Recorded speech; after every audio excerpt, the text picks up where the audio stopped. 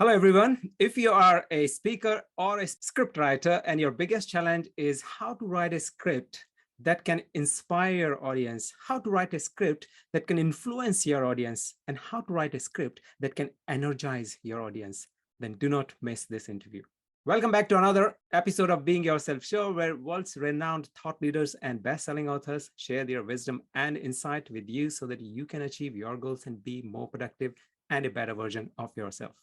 If you're new to this channel, then do consider subscribing. I'm your host, Ajay Mathur, and my guest today is world's one of the best script writers. He has written speeches for the cabinet ministers, including people from Tony Blair's cabinet and many other prime ministers, which I don't know the names yet. He's an executive fellow in Hanley Business School and a visiting lecturer in Cambridge University. He appears many times. He has appeared many times in BBC and many other news media outlets, and has spoken multiple times on TEDx stages. Has been a best-selling author of multiple books, award-winning books. But the one that we will be talking about today is his latest book, which is called Connect. The author of Connect, Simon Lancaster, here is with me on the show. Simon, welcome to the show, sir. Ajay, it's great to see you, and I'm really pleased we managed to sort this out, so we got this time to chat. Great. Thank you, Simon. So first of all, tell us, what's your story? What inspired you to become a scriptwriter? Oh, well, funny actually. I'm a failed songwriter, basically. I don't know whether you can see behind me, but I've got a huge grand piano. Yeah. My passion was always songwriting.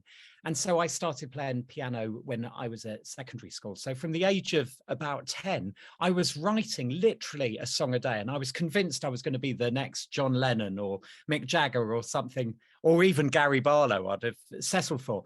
And I was writing a song a day for years and years and years, and sending these songs out to record companies all the time and to agents saying, you're going to love this. And the feedback was always the same. Yeah. You've not got it. Basically. I got it. And so when I turned about 25 or 26, I was like, enough, it's never going to happen now. So I then started working in politics and started taking that really seriously. And then I got asked to help with some ministers' speeches, and I started giving them little sound bites at first. And then I started writing more speeches, and all of a sudden the feedback was good. I was actually using a lot of the techniques that I'd picked up in those years writing songs. So things like the amazing power of metaphor and metonym, rhythm when you speak, rhyme, of course, and all of those techniques, rule of three, contrasts that I'd picked up as a songwriter, I started using as a speechwriter, but now people were saying my work was good, and it was like I'd discovered my thing, and I've done it ever since. And so I consider myself blessed, really, because I've hit that magic point where I'm doing something which I love doing, but which other people actually give me some money to do as well. So I feel like a lucky man. And after the years of failure in the music business, something finally came out of it. Maybe you can write the songs again now. Yeah, I still do, but I'm not sharing those. Okay. Fair enough. Even Siri is now saying, I don't want to hear your songs. I don't know whether you heard that. That was Siri intervening then. Don't play a song, Simon. Like your sense of humor, Simon. Okay, so let's come back to the book. And the book says how to inspire, influence, and energize anyone, anywhere, anytime. I've read the book, and it does what it says on the cover. But from your own words, in your own words, Simon, I would like to know, what is Connect about, and why should somebody read it? Well, I wrote this book because of the weird period in history that we're just emerging from. During the whole coronavirus pandemic, we were unnaturally kept apart from one another. The whole world had become disconnected. And in the period after, like the first lockdown, when people were getting vaccinated and they were getting back out to work, a number of my clients, and I'm talking really big senior politicians, public figures, and also CEOs of very, very big companies, they were telling me that they felt more nervous going back onto the stage than they'd ever been before. And it was like they were going back to how they felt when they were 22, 23. And so I was like, wow, people really need some help doing the basics here. Now, and so I've written this book covering all aspects of how it is that we can connect better as individuals, whether it's connecting one-to-one with our friends, with our family, or with our community, with our company, or at a higher level, like with the world. So I've written this really as what I hope is a beautifully inspiring book, a book that inspires, influences, and energizes people to inspire, influence, and energize other people. And so I've really written this book to help all of those people. And it's very entertaining. It's jam-packed with stories and revelatory facts and quick hacks that you can quickly use. So basically, if you want the wow, get your copy now. Okay, I have got my copy and I would encourage people to get one. And I totally agree to everything that you have said, Simon. The books, I love the structure and the flow of the book because it starts from within you. So you talk about mind and body, and then you go on to morality, and then you go into the storytelling, how to use your metaphors, which is my favorite section in the whole book. I love the book, but that metaphor section, I never knew that somebody can write 40 books on metaphor alone and how to use them in your script. So that was like, well done on that, right? So first of all, let's go to the first section, which is about talking about your mind and body and connection between them. Why is that important in script writing? Well, it's really important because I think that when we're watching people speak, and when your viewers are watching me speak now, even at a subconscious level, they're looking at what I say and my body language, and any signs of disconnect between my words and my actions are going to be noticed by them, and they're going to be a little bit suspicious of me. And this, I think, is what lets so many speakers down, where, you know, it's the classic, like someone saying, I'm excited to be here today. I am so delighted to see you. And their face says something completely different. So there's a whole piece at the beginning about connecting mind and body. And I think that because we spend so much of our time now on devices, where basically we're in an imagined construct of the world. We're not inhabiting the real world. And that thing about shake all of that crap away, feel your feet on the floor, you know, breathe in the air, experience the world that you're in, and be your best. Use your imagination, but harness it as a force so that you can be better than you are at the moment. And this is all stuff that I have practiced throughout my career. You know, and so I, as I describe in the book, when I was like in my 20s, I used to get terrified speaking, and not just speaking in public, just speaking in a meeting when they do the little tour de table, you know, and you're waiting for your turn to speak. And I remember my heart would be pounding and my mouth would be dry, and I would be scared even to reach for a drink because I'd know that people would see me shaking if they saw me reaching for a drink. And I worked through this by imagining a much more positive and confident kind of person that I wanted to be. And in this extraordinary way, you know, if you believe it, you can achieve it. And so there's a whole thing in the book about the power of positive visualization, which is a really important message, I think, and a practical message that I hope a lot of readers will take away and act on. Mm-hmm. Yeah, so we'll talk about that also. But when you were talking about, you know, when people come on stage and they say, I am very excited, I was laughing here, but you know what? It is true, and it happens today. And people who are actually senior, they do it. Yeah, and I was in a conference very recently, and somebody who had some slides on the stage, and they were talking to 300 people, and they were saying, I'm very excited today to come here. But they were actually looking at the slides. They're not even looking at people. So I totally agree. I mean, it still happens. Sometimes when Simon was talking, it looks like, oh, it doesn't happen. You know, nobody can do like this. But guys, Yeah. it does happen. Right. So, and the other thing is that boring communication, you wrote that in your book, that a boring speaker can take you into delta and theta brainwaves scientifically, whereas somebody who is interesting can keep you in beta and gamma, which is the active side of the brain waves, right? So tell us a little bit more. How true is that? Is it? I mean, I personally can tell you, if a meeting is boring, then I feel like sleepy, and that the strength of Yeah. sleepiness, I don't know if there's a word, is so strong that you don't even feel that when you really want to sleep in the night. Yeah, I mean, I think we're constantly fighting against it, aren't we? We're fighting against it ourselves as we're seeking to be active listeners and active participants. But I think when you're trying to communicate with any group of people, you always just look around the room and you can see there's a heap of people there who have got all sorts of other really important things on their brain. Do you know what I mean? If I say now about, do any of you know what it's like to have a relative fall really seriously ill?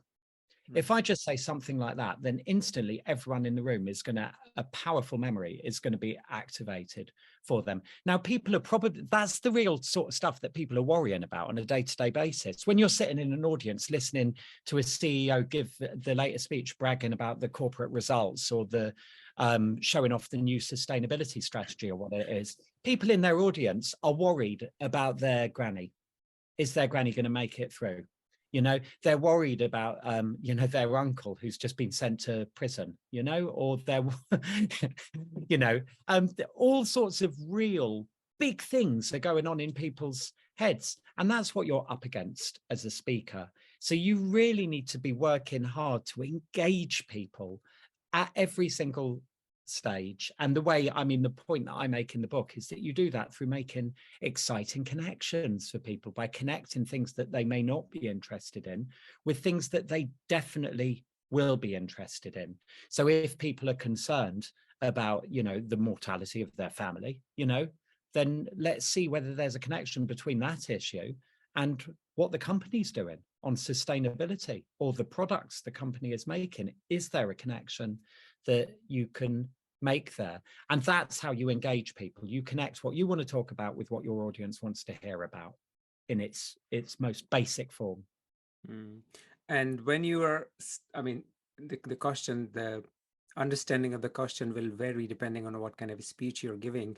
But when you're starting a speech, how do you ensure that I'm leaving the people inspired rather than inspiring people to leave? Yeah.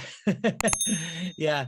Well, I mean, that's what it says in the book. where to start? There's 80,000 words in the book about that. But I think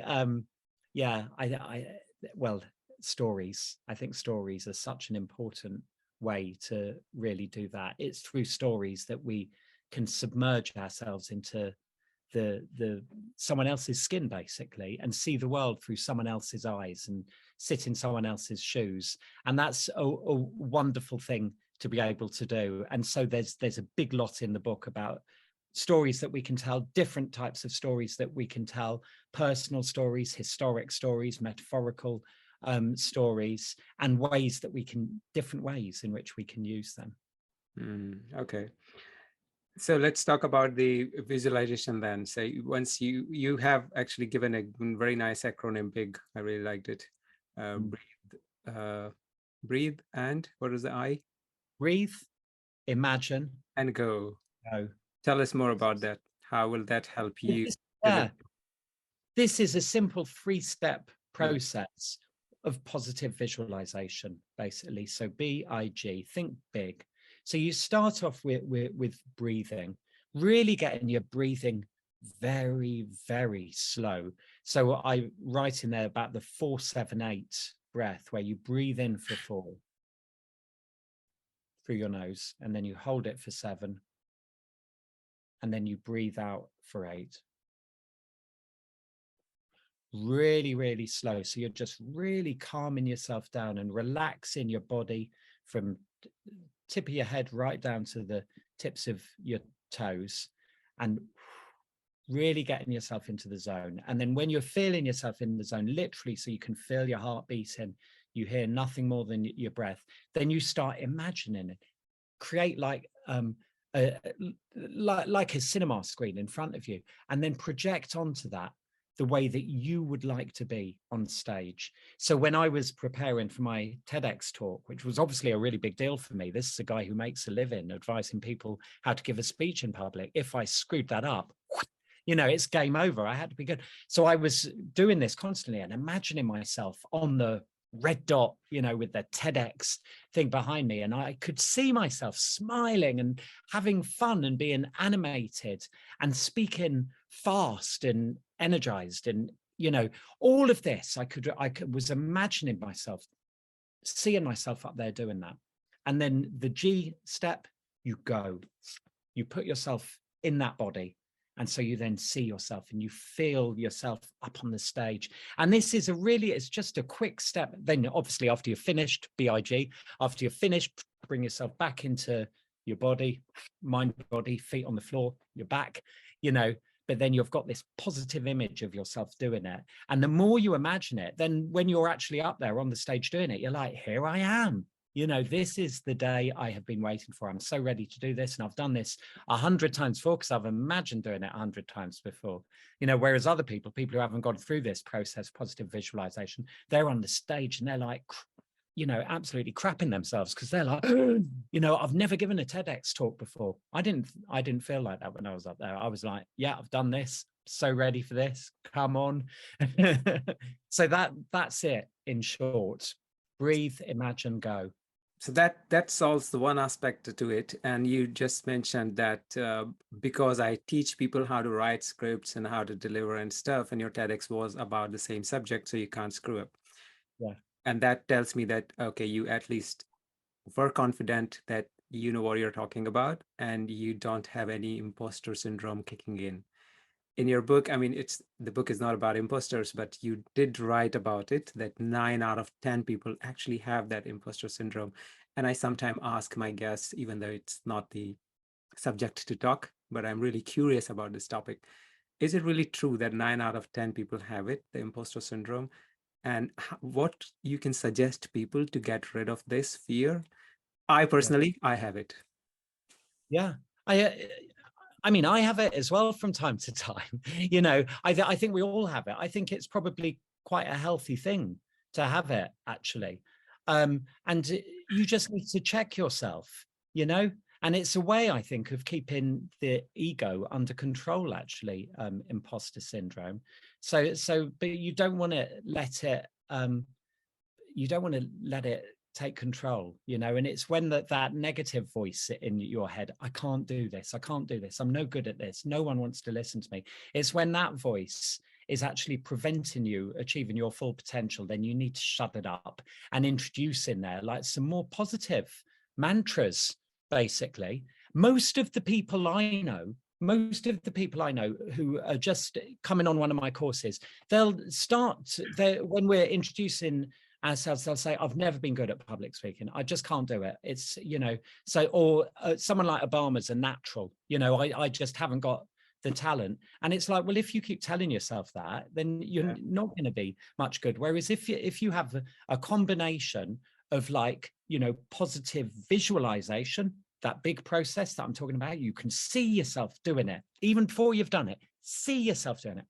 Positive verbalization, which is really simple. I mean, we teach this to our children. Don't go around saying, I can't do this. Say to yourself, because you won't be able to if you keep telling yourself that. Start saying, I can do this. I can do this. I'm going to be great.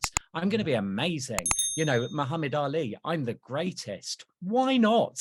You know, positive visualization, positive verbalization, and positive physicalization as well. There's also, I write about this in the book, there's a whole heap of things that you can do with your body to build up your confidence. And some of this is like the Amy Cuddy stuff about the power pose, which I'm sure anyone who's been to Toastmasters knows about, the power of the power pose and its effectiveness as well. Anyone who tries it, it's just like instantly, yeah, that works. But there's heaps of other things that you can do in that kind of fake it till you make it mode. And I know you've spoken to Mark Bowden on your Yes, I channel. have. Yes. I love Mark. Mark's one of my favorite people on the planet. I've worked with him a few times and I absolutely love him. But check Mark out, folks. You know, if you've not seen his TEDx talk or you've not bought his books,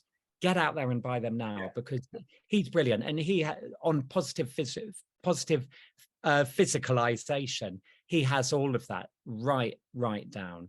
Yeah, I will also put the link of Mark Bowden and Scott Rouse, who's also on behavioral panel. So they both, I think, talk together on that panel about body language. But great that your big technique actually can be used to get rid of the imposter syndrome if people have it, because as the book's title says, connect. When you are doing these visualizations of the physical and the verbal and imagining, then you're actually creating connections in your brain that you're not an imposter. You know something that people will find beneficial, and you should share it. Yeah. Fair to say. Absolutely. You expressed it much better than I did. You should be a speechwriter, AJ. Thank you. I'll take your course now, Simon. Okay. There is one thing I really kind of highlighted in the book, which was about persuasion.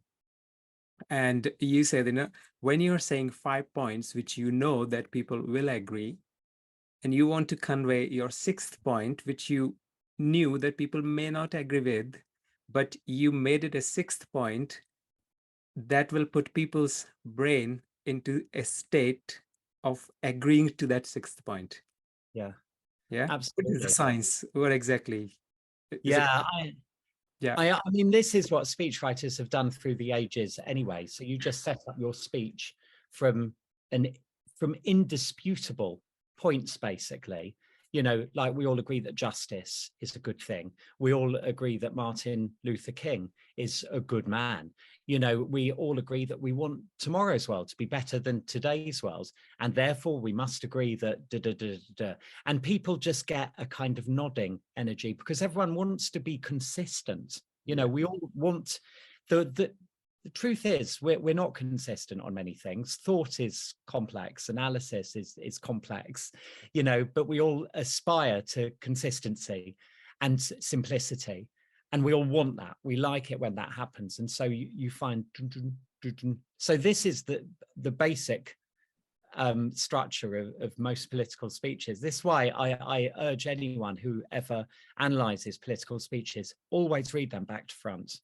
Because the really tricky stuff is at the back. Literally the first 4/5 of the speech is just to get you in the mood for the tricky stuff at the end.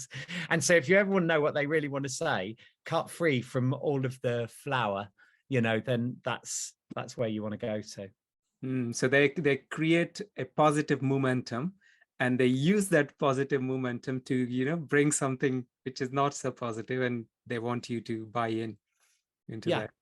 Absolutely. Like you always want to start from points that are indisputable, just simple, basic premises, universal agreement, and then you move forward from there. Okay, right. So let's get back to the storytelling again. And there was one word I read in the book, which is called mural coupling.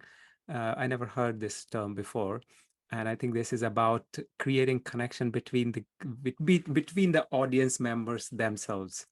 Tell us more about this. What exactly? I mean, you were saying something, and your audience members will create connection between themselves. Is that what it means? Yeah, I think it's the guy, Yuri Hassan at Princeton, who's done all of this research. He's a neuroscientist, and he does fMRI scans of people's brains when they're listening to stories. And what he found is that you get like almost a mirroring effect in the brain scan of the person who's telling the story and the person who's listening to the story.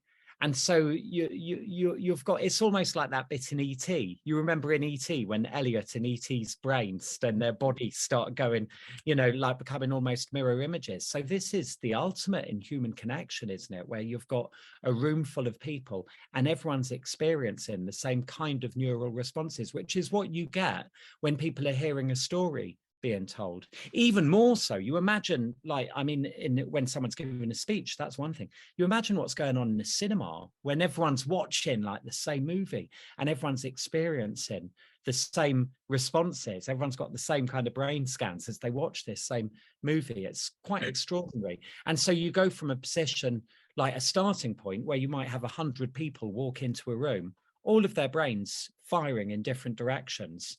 Then a charismatic speaker starts telling them a story, and all of a sudden, all of their brains are following the same kind of maps. I mean, that's incredible, isn't it? I mean, that's how you unify people. If you're delivering it the right way. Yeah. You've got it. If you've got a good story, yeah. Mm. Okay, so what makes a good story? Let's talk about the story structure and pity, fear, and catharsis. That's the three things that you've so much of threes in your book. Right. And this one, what I really liked about this structure is these three things, pity, fear, and catharsis, do create some sort of chemical reaction in your brain with regards to cortisol, dopamine, and oxytocin. I really wanted to hear more about this. What exactly in your story structure is in such a way that is actually really playing with the chemicals in the brains of the people listening to you. Yeah. Yeah. Well, this is, you see, I'm fascinated by neuroscience, and there's this guy, Paul Zak, who's a neuroscientist, and he's done all this work on what goes on in our brains when we're listening to people tell stories. And he's boiled it down to, like, basically there's three neurotransmitters that are produced when we're listening to stories. And so the first one is oxytocin, which is like the love drug, the huggy drug. It's the same drug that is produced by mothers when they're breastfeeding, when we're making love, or when you're listening to someone tell a really good story where you feel sympathy or pity, as Aristotle put it, with the protagonist in that story. So that's where we start off the story. And this is what we get in the movies, where they'll show you the lead character. The lead character, you'll get into them and you'll experience empathy with them, pity with them as you watch them going through their day-to-day tasks. So that's step one of the story. You've got your strong protagonist there, and then boom, you've got the disruption, the problem there that needs to be resolved. So fine, it starts off with them cutting up a banana in the kitchen, and then all of a sudden the phone rings and someone says, turn the news on now. The world's being invaded by aliens or whatever. And then you've got your problem. And so at that point, the cortisol starts kicking in, which makes you focus on what the problem is there. And you're then like that, and you're waiting for the resolution of that. And as you're waiting for the resolution, that's the reward network in the brain has got going. And so you then get the dopamine going. And so this is what I love is looking at the connection between ancient rhetoric and neuroscience. And so the ancient rhetoricians, Aristotle, he said a good story was pity, fear, catharsis. Neuroscientists today are saying that the neurotransmitters which are produced are oxytocin, that's the pity, cortisol, that's the fear, catharsis, that's the dopamine. And so that's what I love, that, it's the intersection, it's that meeting point between ancient rhetoric and neuroscience, which then gives us really practical tips as speakers for what works, because that's the measure then of a good story. So they've got to get really into the protagonist of the story. So you've got to make sure there's empathy, there's pity there. Then the conflict, the problem has got to be really, dramatize it, exaggerate it, make it as big as you possibly can. And then really, keep that clock going as you're waiting, keep pulling the tension along as you're waiting for the resolution of that story, which you can do very effectively by really delaying, the payoff in the story and putting other stories in the way of the payoff of the big story. And, all of these devices that speakers and stand-up comics use all of the time. And I'm so glad that you call it out, because when we are reviewing somebody's speech, for example, and we just guiding them, you should have this kind of structure, pity, fear, catharsis.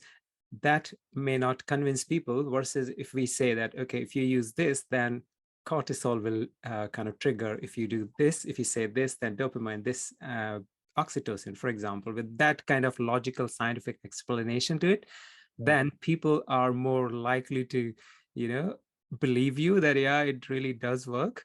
And then everything is in your book. You've mentioned a lot about the researches that have been done in this area. So that adds a lot of emphasis on that these things really do work, and there is a scientific evidence to them. That's it. And I think the thing is that when I got into speechwriting, I didn't know anything about ancient rhetoric, and I didn't know anything about neuroscience. I mean, like I said, my way into speechwriting was basically, writing love songs. That was my way in. But then when I was writing speeches, I can remember writing speeches.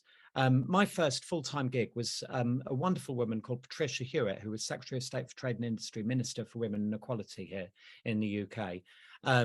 Also, actually, works very closely with India. I think she now sits on the UK-India, because she used to represent, her constituency was Leicester, and so she used to do a lot of work with Indian communities. But I remember writing a speech for her once, and my focus when writing speeches was always like on the facts and the stats and explaining what the government was doing.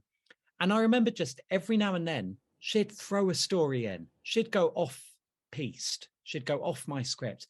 And this used to annoy me because I was like, oh, bloody hell, I'm now going to have to change the check against delivery version. We're going to need to correct this, get the right one on the website. It was a drag, basically. But I started realizing when she was throwing these stories in, that was the bits when the audience were like, they'd start paying attention. And all of a sudden and it could be something that just jumped in her mind. And this reminds me, this weekend in my constituency, there was a man who came to see me, who was a refugee from Sierra Leone. And he told me he'd managed to flee the country. His wife and children had not. Last week, he had a phone call from one of his cousins back in Sierra Leone. And do you know what they said? Everyone like that. And I was curious now. Yeah, I know. And that's the power of story. That is the power of story. I won't tell the rest of the story. It's way too upsetting to share on your podcast, but for me as a speechwriter, I was like, wow, that really works. And then, of course, as the speechwriter, I'm having to explain to civil servants back in the department, we need her to tell stories. And they were like, why did they need stories? No. People want the facts. They want the stats. And so I needed to build up my evidence base, basically, to convince people, no, it's good she tells stories. And that was how I started reading more and understanding more. And then I was like, so that's why it works. That's why people get so bored with the facts and stats, and why they come to life as soon as they hear a story. Yeah, absolutely. And another point on this is the use of metaphors. And there are a few things about metaphor that you mentioned in the book. Is one metaphor every 6 words everybody uses, right? 16. 16, which is just on average. Yeah, that's on average, which is massive. Yeah. And you also mentioned about a metaphor can elevate your speech to a whole new level, and it's so much more powerful than using similes. So let's ask you 2-3 questions in one.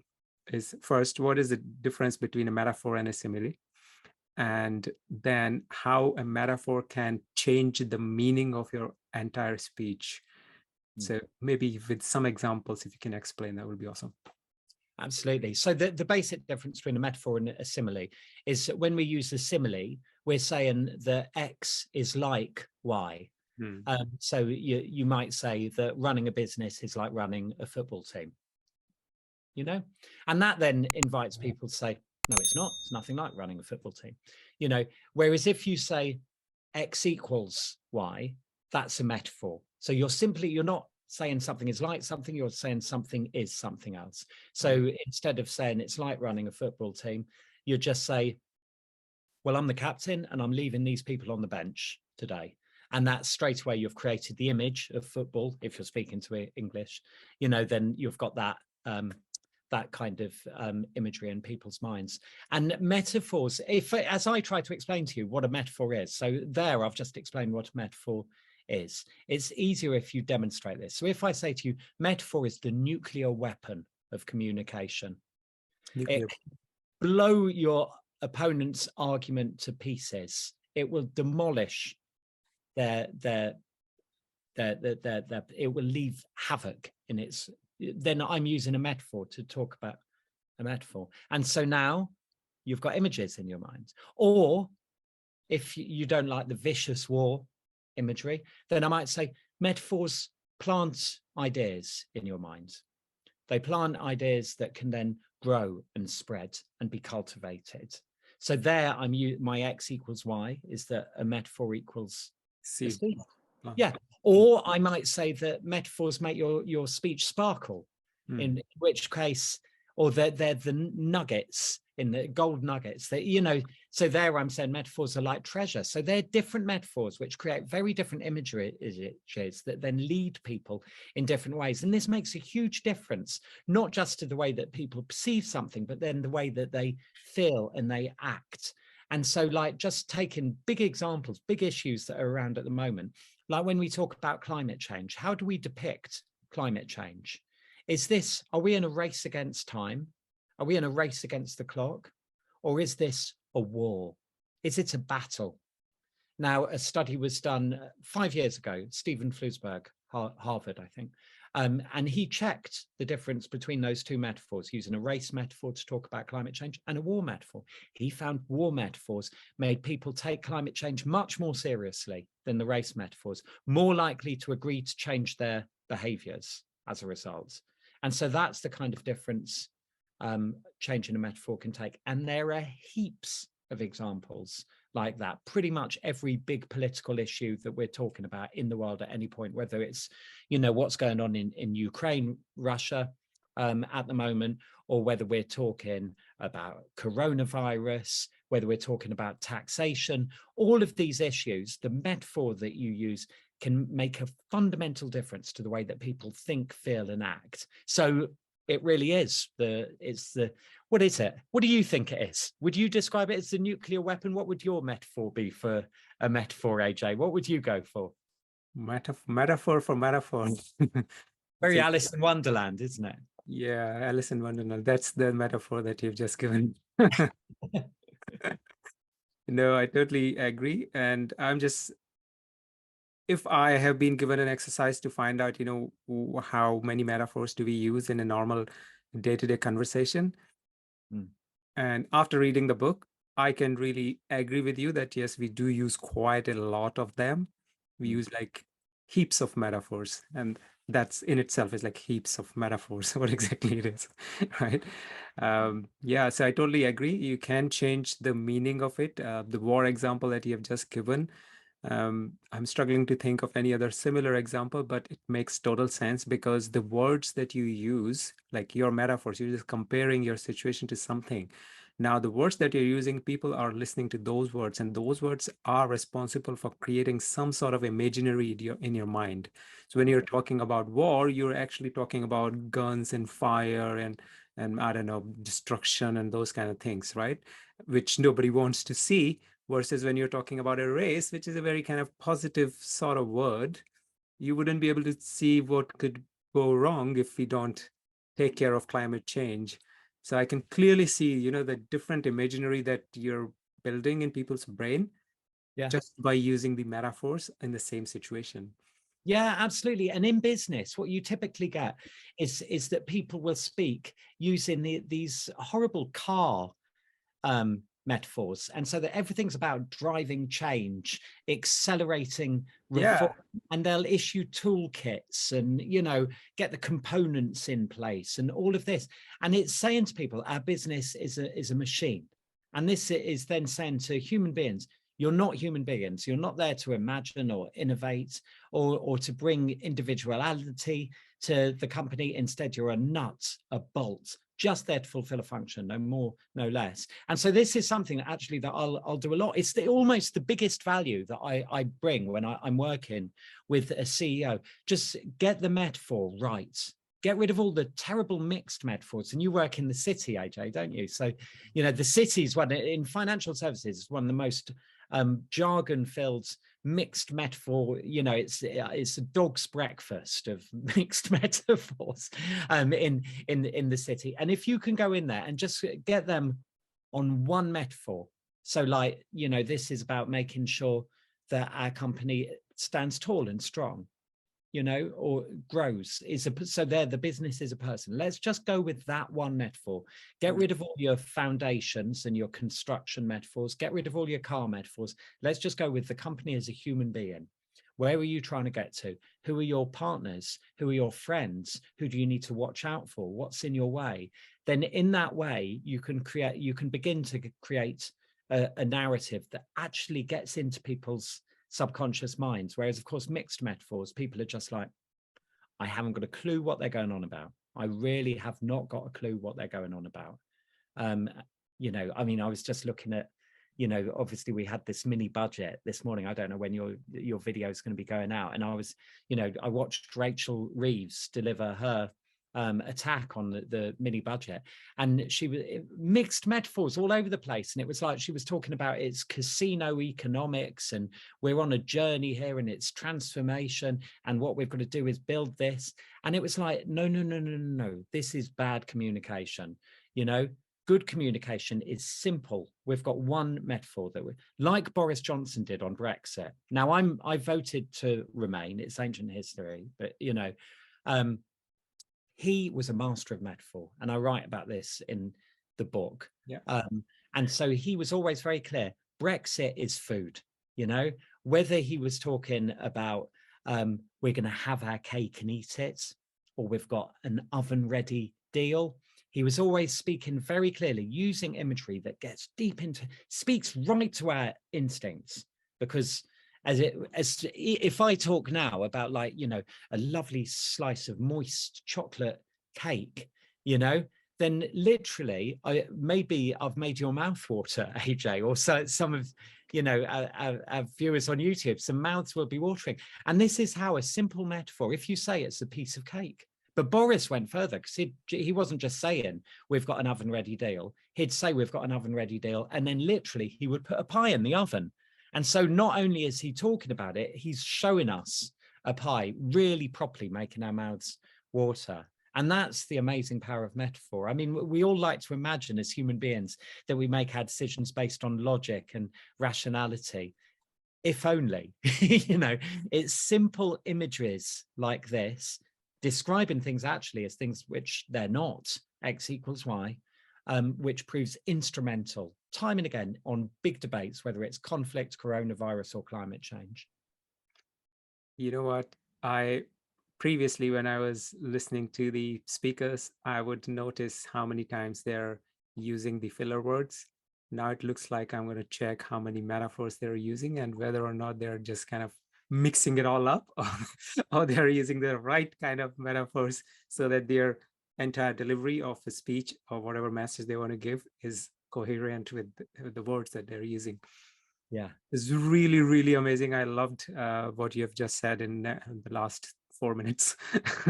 You know, it's your choice whether you want to say life is like a piece of cake or life is like hell. Absolutely. And this comes back to the point we were starting off about, you know, positive visualization versus negative visualization, doesn't it? And yeah, you change your perception, you know, and it starts with changing your words. Everything connects. Yes. that's why the book name is Connect. And the one more example that you gave, and about the computer science, right? The words, the metaphors that we've used, even the computer science, the terms like internet, cyber, cyber superhighway, what are those kind of words? They were never existing. Android, right? So there are a lot of things in computer science that have been, the metaphors that have been used are of different sort. Like, I don't know, this cyberspace. Yeah, maybe. I mean, I liked it, but I can't express it. So maybe help me express computer science metaphor use. Well, when I first started writing speeches, and it was in the late 90s, and at that time, we were speaking about the internet in terms of networks. And so it was kind of like, it was road networks. We spoke about the information superhighway. And so that puts you in mind that this is very much something which is on planet Earth. Whereas then all of the language changed, and now universally, all of us visualize the internet as being up there. It's really not, folks. You know, our broadband lines are literally, they are underground. They are actually underground. And this blows people's minds because we're so used to conceptualizing it through metaphor as being up there. We put things up on Facebook, we upload videos, or if we want them on our computers, we download them. So it's, I'm going to put a photo, you're going to put this up on YouTube. If I said to you, Ajay, are you going to put this down on YouTube? I think I was insane. It's up there. YouTube, and it's this notion of cyberspace, which you get in all sorts of ways, like the brand names, like Android and so on. Also in the imagery, just think about how much space imagery you get in the big. We can all imagine, like the Apple launches. It's like you're looking at space. The Apple logo looks like a planet. It looks like you're looking at planet Earth from cyberspace. So when we see those launches coming from California, that's where we're looking from. We're out in cyberspace when we're doing that. And sometimes when you're speaking to people, if you see someone there like tapping and swiping away on their phone, and you say, "Hi, AJ," and they'll go, "Oh, sorry, I was on another planet," and that's how it feels. And this has consequences then for our behavior, though, because it then, regulators around the world, they often imagine that this is some extraterrestrial thing we do when we go on the internet, that it's not some, so they don't know how to legislate for it, how to regulate for it. Whereas there shouldn't really be any doubt, whoever uploads a video, their feet are on the floor, they are human beings, they are on Earth, and likewise, when we're, when we're tweeting or whatever, people can imagine they're not subject to the normal rules of humanity when they're in this strange environment that is cyberspace. So, I mean, can you change it? It's so ingrained now. I mean, the way that everyone visualizes cyberspace, it would take an enormous effort to. But I think from my perspective, I just like highlighting that stuff and thinking about the implications and the effects that it can have on the way that people then think, feel, and act. They are making metaverse. So. Yes. Yeah, indeed. The metaverse, the universe, a new universe.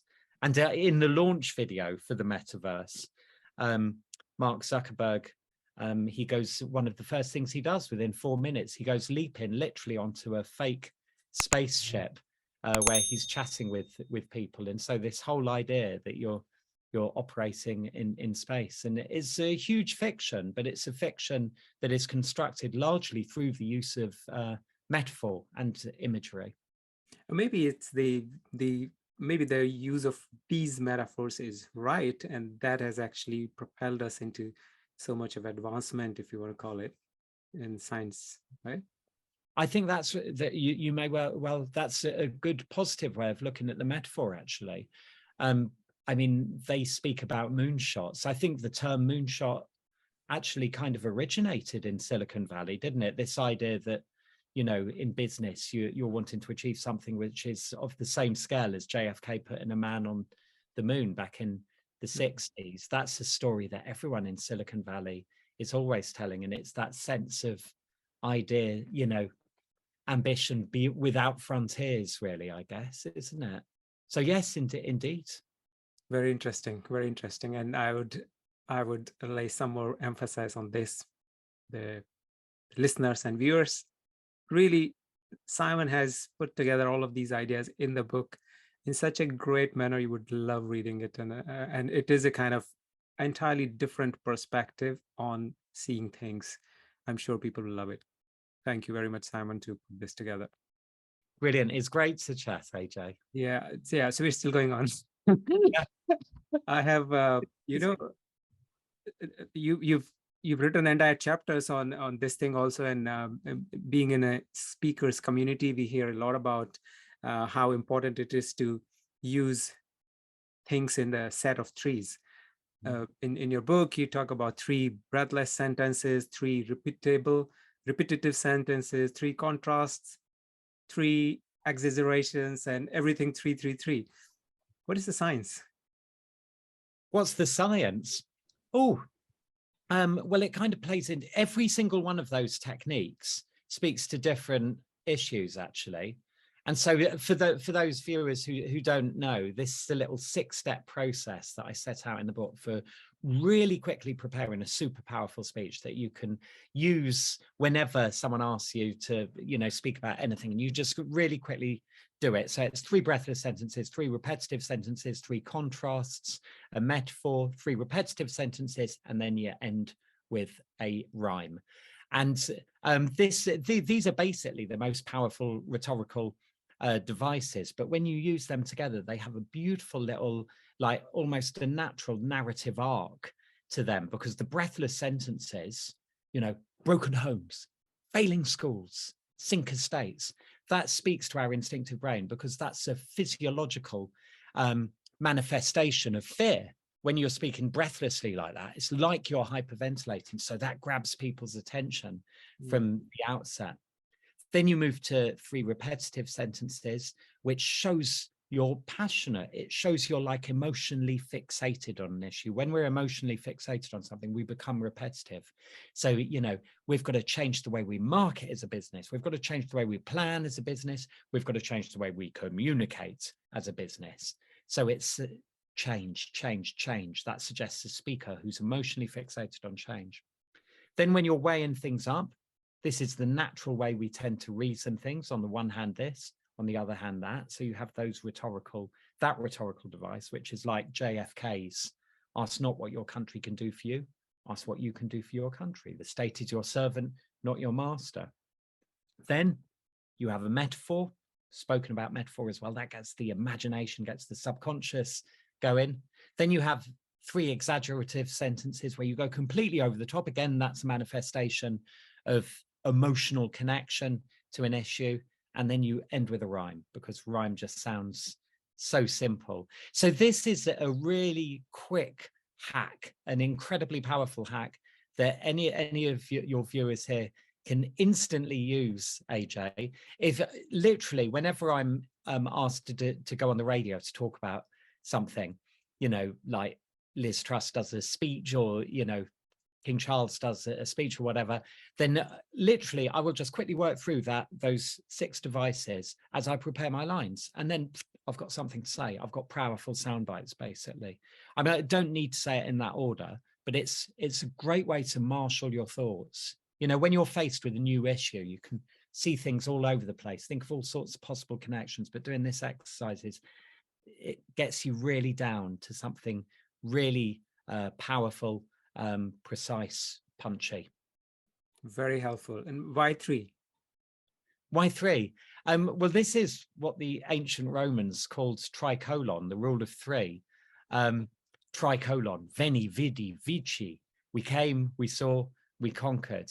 We tend to think in 3s, and therefore when an argument is presented to us in a 3, it just has a little ring of truth to it. So it's a device they used to talk about in ancient Rome, but some researchers at the University of California in 2013, they did a study comparing 3-part arguments against 4-part arguments, and they found it's right. We are more likely to believe arguments are true if they come in 3 parts rather than 4 parts. So really simple takeaway, just put your arguments in 3s, people are more likely to believe it. Lose that 4th bullet point.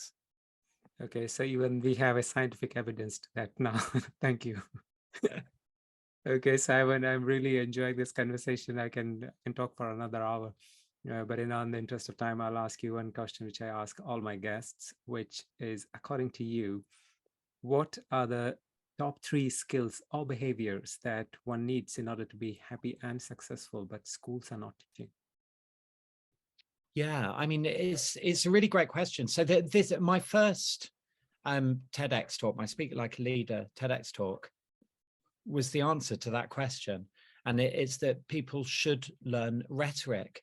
And it's not just so that we all have the skills that we need to lead and succeed, which you need in any business. It doesn't matter what you're doing, you need to be able to persuade people, whether you're selling as a business person, whether you're in public services, whether you're a lawyer, makes no difference. You need that skill. So that for me would be absolutely number one. And it's not really taught at the moment.